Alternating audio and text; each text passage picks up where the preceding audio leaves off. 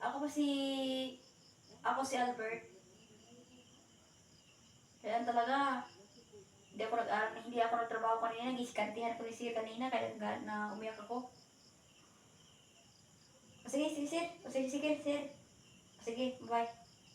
Oh, magtrabaho na ako. Yes, trabaho na ako, guys. Alam ko na masamang loob ko kanina, kaya umiyak ako kanina. Nahiya ako talaga sa tao, bakit umiyak? Kaya wala akong trabaho, kaya na-late ako kanina.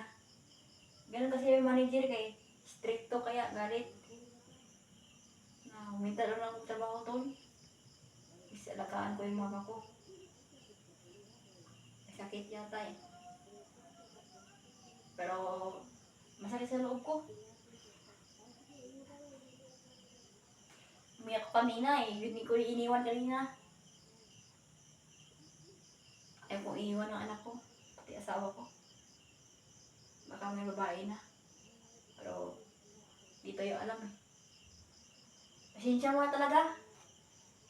Gusto ko magtrabaho ako sa opisina namin ha. Kaso lang, hindi ako matanggap dahil late ako kanina. Anong oras ko pumunta.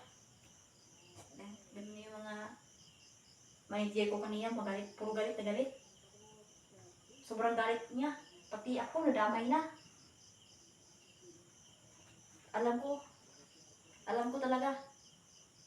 Dapat sana talaga, hindi na naman ako nagtrabaho. Si Sir talaga, stricto. Galit sa akin eh. Sana wala akong trabaho ngayon. Kasi alam ko yung sinasabi ko na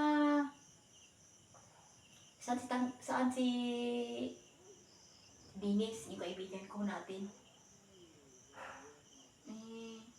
Totoo pa lang sabi ng mga tao na bakla daw siya. Ewan ko. Pero di tayo alam, bakla ba siya.